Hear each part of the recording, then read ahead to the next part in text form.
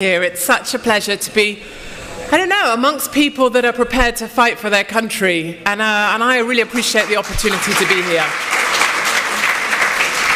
A couple things I should clear up really before I start. First up, I'm not Milo. And neither, slightly more offensively, am I Milo's mother.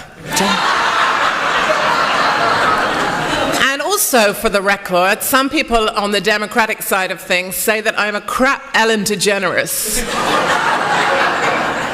I'm not her either. Actually, I'm not even gay. I just have short hair. Those are two different things.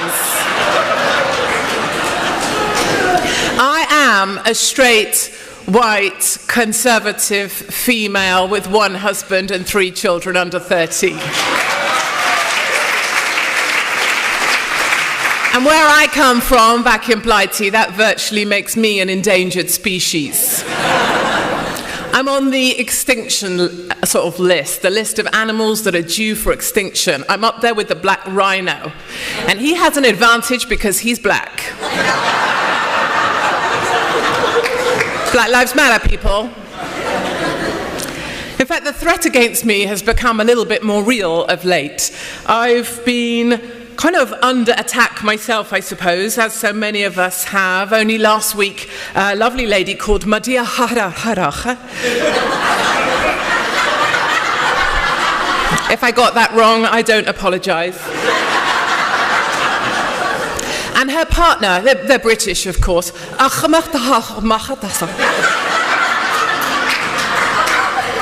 They were in court and they were found guilty of conspiring to commit acts of terror against citizens of the UK, one of which was to decapitate me. Yes, ladies and gentlemen, Miss Islamic Extremist 2017 had been romancing a jihadi, and as her wedding gift, she wanted my head on a plate. I was at the top of her list because I am the biggest bitch in Britain. Yes, I am. She bought him a hunting knife, she bought him a plastic dummy to practice his stabbing skills on, and they chatted about the glorious day on WhatsApp.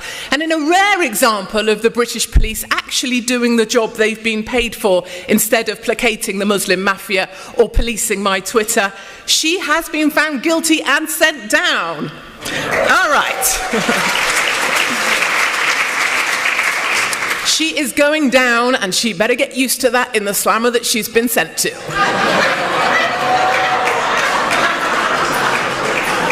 And I live to fight another day.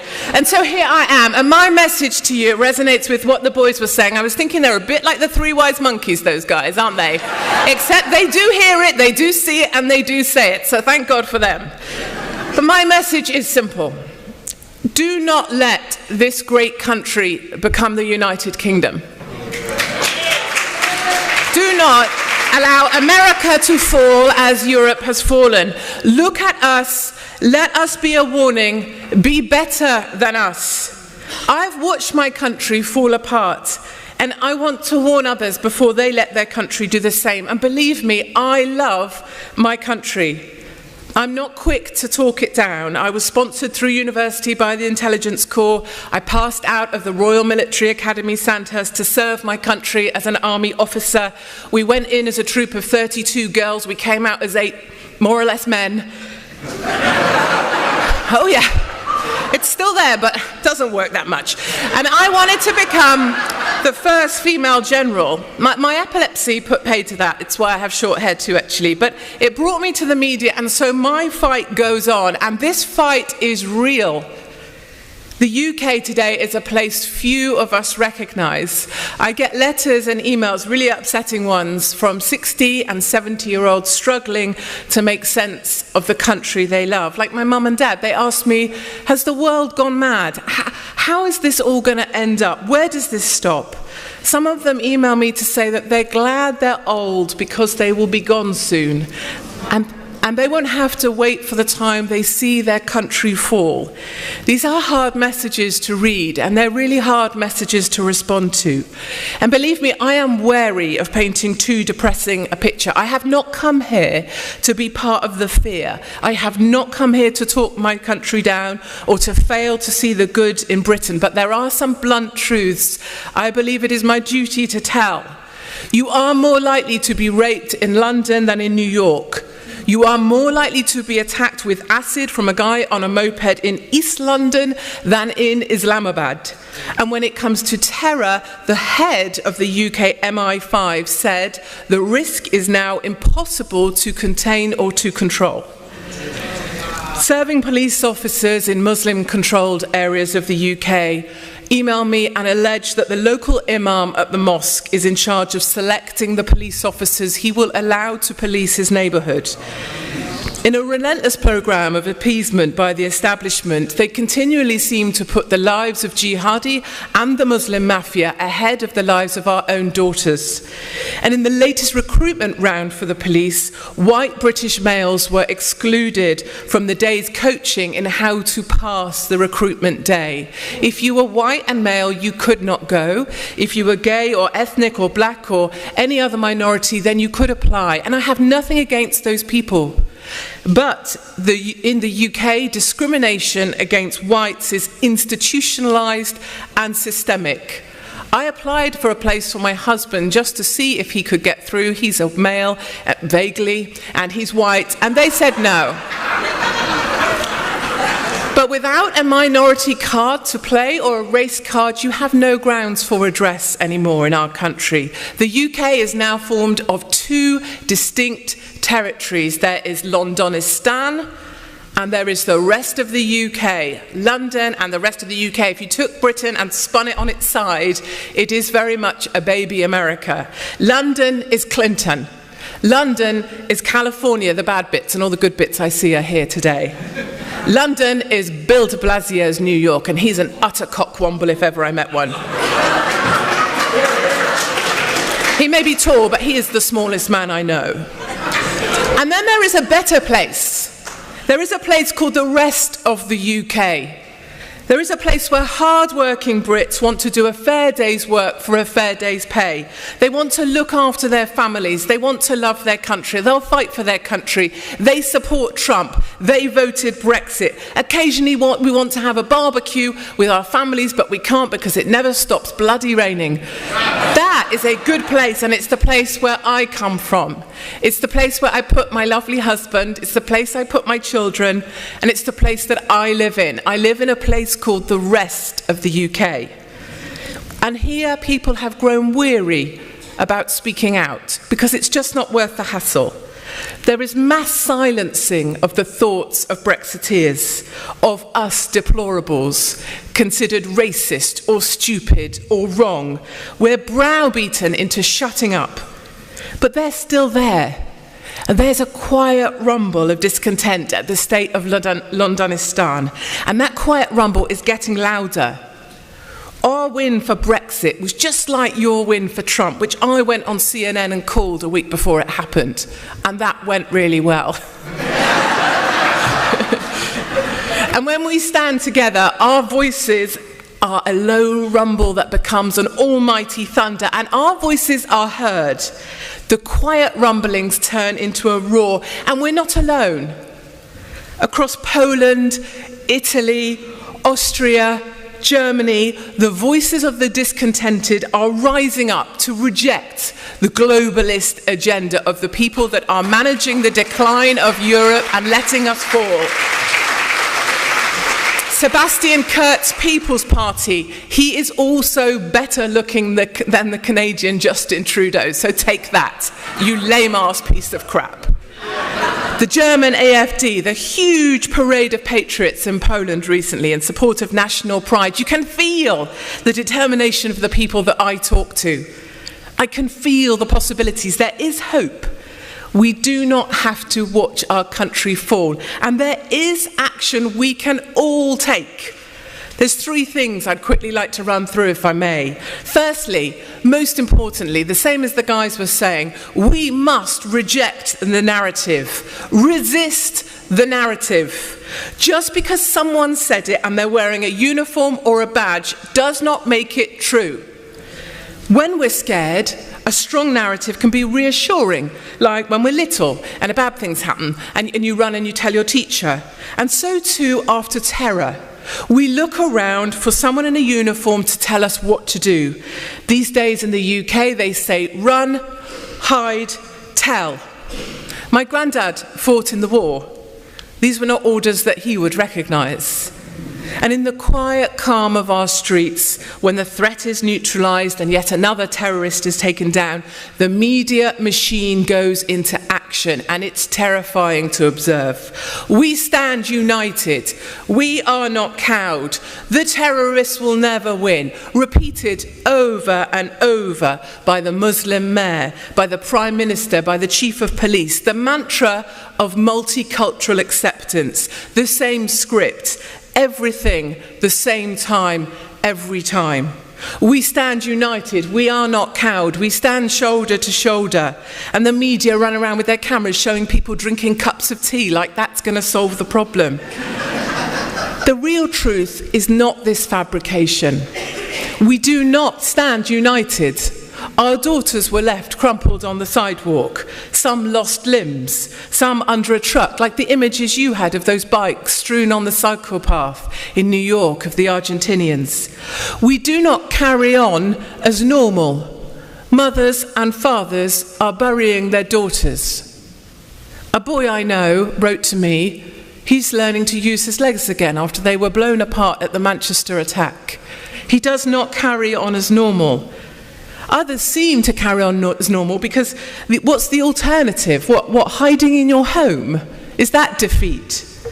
It's not normal to build walls on bridges of rings of steel around Christmas markets. If this is terror losing, I would hate to see terror win.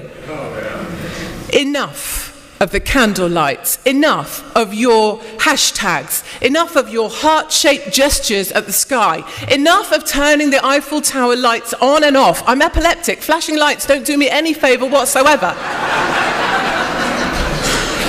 I wrote all this, in a column on Mail Online. I write for dailymail.com, and I went on Tucker Carlson. He did his best confused face, and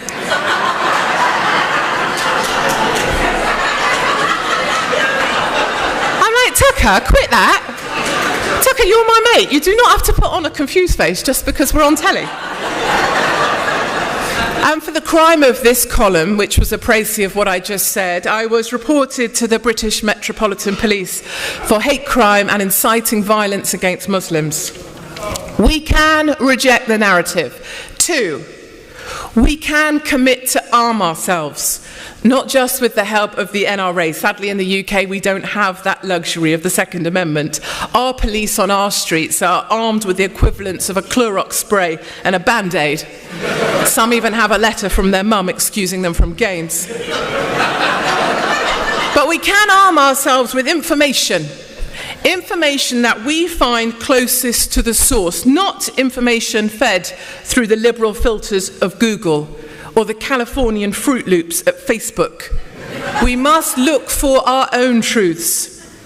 I spent 48 hours in the migrant camp at Calais in France. It's called the Jungle, quite appropriate, it seems to me, where African migrants masquerading as children and asylum seekers fought their way through tear gas and steel fencing to break into the trucks crossing over from France to Dover to sneak into the UK. My photographer was lynched, his camera was stolen, his wallet taken, he was beaten up, and he went home because he was badly beaten, actually. I had my arm dislocated. They came for us with steel bars. We were put in the back of a van and taken out of the camp to safety. I went back in the next day. I was told to cover up by the charity workers there, the do-gooders, the Democrats, those types, They told me to cover up my shoulders because it was offensive to the Muslim men. So I stripped off. They didn't like my tiny tits much better either. I I met a lady with a little boy, and I was trying to find this quieter story, real women, real problems. And her little boy, it was the first child I'd seen in camp, and she invited me into her little caravan thing. And it turned out her little boy was in fact a little girl, except she dressed him as a boy so that at night the migrant men wouldn't come and try and steal him from her. And I learned a big lesson as well. I was naive. Migrants don't come for a new life and leave their old life behind. They bring them with them. All the old conflicts from back home. The Eritreans hate the Somalis, who hate the Afghanis, who don't speak to the Libyans, and they're still fighting. They come, they do not start a new life, they bring the conflicts from back home. I spent 48 hours in the cab of a large haulage truck because I wanted to understand the dangers of this crossing people were making. I always said, one day someone will die making this crossing because our truckers are at risk. British truckers' lives are at risk, and indeed one has since died. And I had my eyes open once more. These entire truck stops run by the mafia, movement of migrants, ticketed, organised, controlled, lucrative. Officers at the port paid to turn a blind eye to the migrants crossing. It is much more systematic than we imagine. I travelled to Libya, to the coast of southern Italy, to join the migrants crossing over from the Med. You'll know that there's charity boats, Save the Children. Just because they call themselves Save the Children, it doesn't mean that they are. It is virtually a ferry service, and to be completely honest with you, for transparency, I would rather it was a ferry service. Hundreds of thousands of migrant men, fully aware of their rights, given places in local hotels to stay, given €35 a day, a sum that locals themselves don't earn. And when I carried on my journey and talked to these men in these hotels, they were blockading the road in the local village in southern Italy because their Wi-Fi was too slow. The rice that they were served was too soft, and they were protesting their rights. These are the people that come. I met with a woman on the tarmac at the side of the road in the heat, and she looked ill. She said she was poorly. She was there to service the drivers as they passed. She was trafficked for this life. And these do-gooders, remember, think they are saving lives. They are not saving lives. They are destroying lives while they're pretending to do good. And I walked the suburbs of no-go Sweden because Trump said, Sweden has fallen, and the media crucified him for that. They mocked him relentlessly. I can confirm firsthand, Sweden has fallen. An elderly woman grabbed me. She had only Arabic for language. She grabbed me by both arms. Wrong hair, wrong face, wrong place. She was worried for me. She was a kind lady.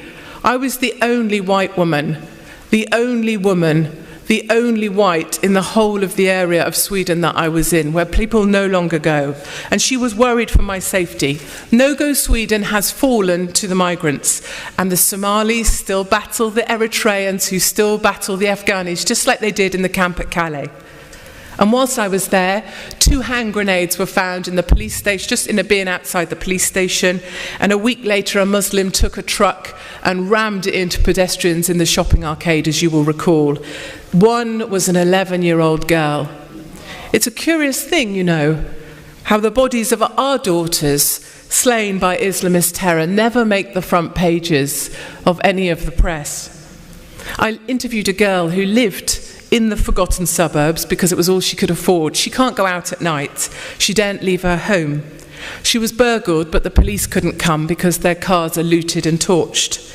She said she's no longer allowed to carry pepper spray to defend herself because a girl that was attacked by a gang of Muslim men accidentally pepper sprayed the wrong guy and was prosecuted for GBH. Sat in the darkness of our home, she wouldn't even allow me to take a picture of her face for the camera for fear of reprisals by Swedish feminists who support the migrant men at all costs. In the game of top trumps, the victim edition, if you are a migrant, you win every time. Swedish feminists, in fact feminists as a whole, have never been more disappointing. I fail to see how they support women. And I met the head of the toughest fire station in Sweden, who was exceptionally good looking. I'm just going to say that. But once I'd moved over on that point, he was now building a bigger fence around the station to stop migrants vandalising the engine, the fire engines, and to stop them coming in and stealing the cutting equipment, which they like to steal. I asked him whether walls like this were our future, and he looked at me really strangely. He was surprised. He said, "No, it's too late for that. We no longer build walls to keep people out. Going forward, we will build walls to keep the people that we love in." And that, it still gives me the shivers now, actually. And these are my truths. These come straight from the mouths of men and women who live this stuff every day. No filter, no lens, no censorship, no Google ranking, no New York Times. And next up for me, I want to go and join the white farmers of South Africa who are being systematically cleansed from the country by blacks there. And this way, we find our own truths. If we can resist the narrative, if we can, just by speaking to people we know, doctors, nurses, teachers, people in the street, people that have got problems, we can find our own truths. We will have the story of the people who will have the power. And then finally, the third arm of this thing is that we have to have the moral courage to fight. We have to somehow find the strength to withstand the constant attacks that we face. And Trump is the Jedi Master at this game. I love him. We know what it's like to be ostracized by friends who don't like our opinions. People can be unkind, the media can be merciless, but we all need to find the moral courage to stand strong. You know, I have battles of my own, of course. I have Mrs. who see my head as a prize. I've got the pocket-sized Muslim mayor of Londonistan, who's about as useful as a chocolate teapot. There is a ruder version which involves a penis-flavoured lollipop, but I thought that wasn't correct for today. I have a Muslim mayor that I cannot stand. He spent £1.7 million on an online hate police force to police my Twitter feed.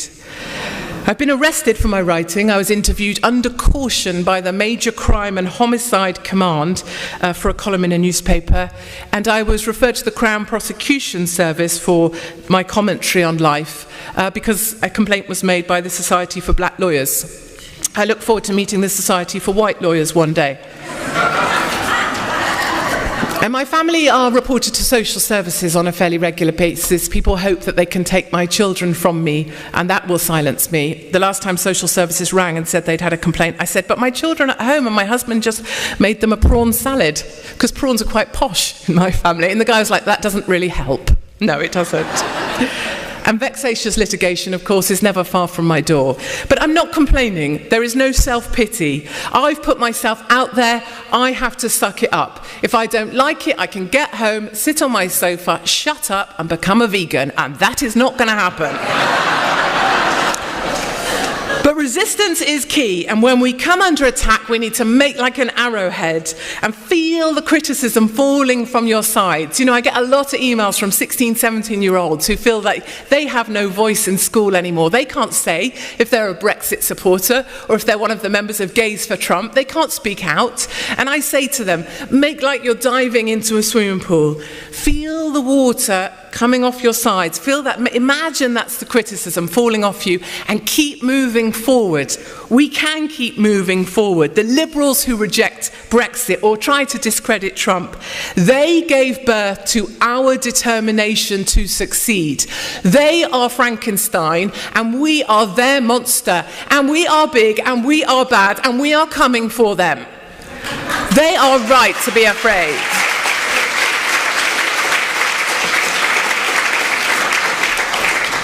We can do this. Yes, we can. If only I was black, that would work so much better. We can commit to refuse the narrative. We can commit to arm ourselves with our truth, with no liberal filter. And we can commit to have the moral courage under attack to keep moving forward. This is our time. Do not become like Britain. Get furious and fight back. Thank you very much.